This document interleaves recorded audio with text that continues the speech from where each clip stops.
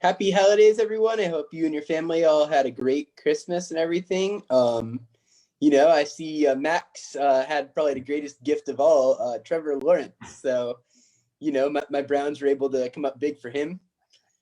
Thank you, Chuck. Thank you, Cleveland. Yes. So, yep. But other than that, everything good for you guys? Oh yeah. We had a nice holiday. It's just unusually cold for these parts for Florida. Yes, it is. No doubt. 30s. It's like, Yeah, I came up from to Jacksonville to see my parents, and even Miami was getting a little chilly. But in Jacksonville, when I first arrived, it was in the 30s. I don't know what state I was in, but Anyway, it's it's. I'm sure most of the country's laughing at us when we. Oh yeah. It's chill. Yep. This is tropical for some places for sure. Although actually, I heard like it was warmer in Maine on Christmas. So maybe things are flip flopping. Interesting. Yeah. Well, and I'm excited, as you can see. I'm rocking my super old Brunel shirt. Oh yeah. And, Super Bowl 2024, right? Hope we can get back to having decent quarterback play. Yeah. So that's all we've got to look forward to. So yes. But anyway, on a serious note, Chuck, we're in this stream. We're going to talk about the legacy of Tony Hsieh, who passed away tragically about a month ago. Of course, Tony Hsieh, known in the business community as sort of a thought leader and icon for company culture. And he was the CEO of Zappos. Prior to that, he was the founder of Link Exchange, both really remarkable tech exits. And so with Zappos, 10 years ago, they merged with Amazon in a $1 billion deal. And maybe something that gets lost because of all these great things he did in the business community.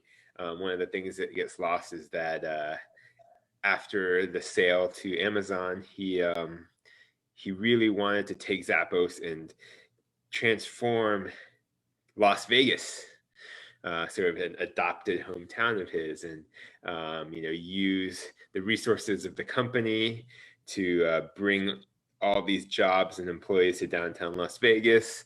And then also he committed $350 million to something called the Downtown Project, DTP, which was going to sort of create this vibrant city ecosystem in downtown Las Vegas, centered around sort of startup community, startup scene, but of course spilling into like small businesses, restaurants,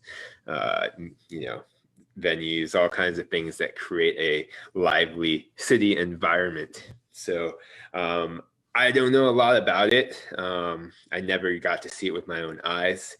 Certainly something I hope to do in the future someday. But without a doubt, he was brave and committed to trying to tackle such a project of this magnitude. And I've heard from people in Vegas and in the larger Nevada community at large, it's like so many people were really touched and impacted by what he was trying to do.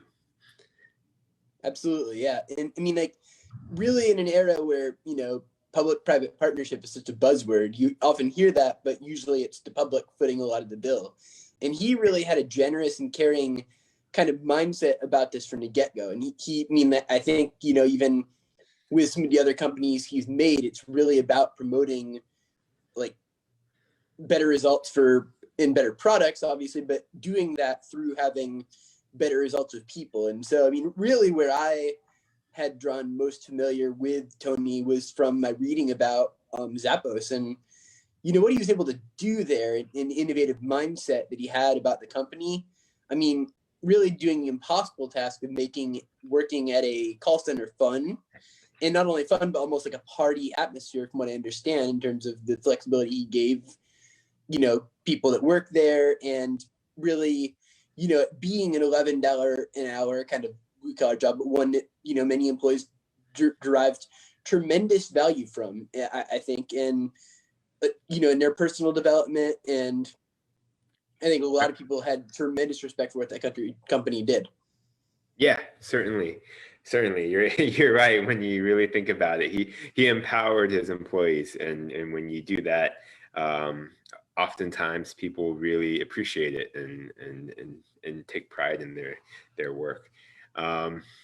So yeah, I mean, it's interesting that you talk about the sort of, I guess the fact that he was very generous and very giving, because I remember reading in the book, I think it was from the Delivering Happiness book. If you go back 15 years, 20 years, like I think in the earliest days of Zappos, or maybe pre his involvement with Zappos, he invested in a lot of properties, but those properties weren't really necessarily intended to be investment properties. They were actually purchased by him to be like gathering spaces for community, for his friends, for his colleagues, and just for people to get together. And I feel like that translated 10, 15 years down the line, that translated into what he was envisioning with the DTP, and putting his resources into trying to create a place for people, for ideas, and for people to just enjoy, and get energy, get excitement, whatever it is, to help businesses, small entrepreneurs thrive. And so, yeah, I mean, to me, there's sort of this parallel between what he did in his early days, buying condos in San Francisco, I think it was, to then like trying to really rebuild downtown Las Vegas. And there, from what I've read after the fact now, there's a lot of pros and cons to what happened, what transpired with the DTP, but without a doubt, his vision was tremendous, and he was really brave in trying to tackle such a big undertaking. So, when really just urbanism in Vegas in general, which is, for those not familiar with Vegas, I mean, the Strip obviously has a lot of tall buildings, but Vegas is about as unurban a city in its layout as you'll find. So really where he was trying to make it happen was he was trying to create a space in a place that really didn't have public space. So I really hope that his legacy will kind of carry forward there.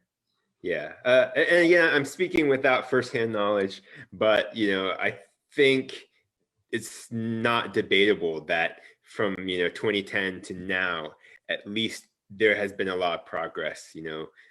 People say that it really, downtown Vegas wasn't a place you wanted to be at all. Mm-hmm. And now, certainly it hasn't achieved the grandiose vision that was proclaimed back at the beginning of this undertaking, but it's certainly a better place now than it was before. Absolutely. So yeah, I hope definitely it's on my bucket list to go check it out, and look at that whole ecosystem from an urbanist point of view. Likewise, yeah. So cool. Well, yeah, I agree with you. I hope this remains an important part of his legacy moving forward, and people can kind of remember and be inspired by this aspect, this area of his life. Yes. Yeah. All right. Talk to you again soon, Chuck. Talk to you later.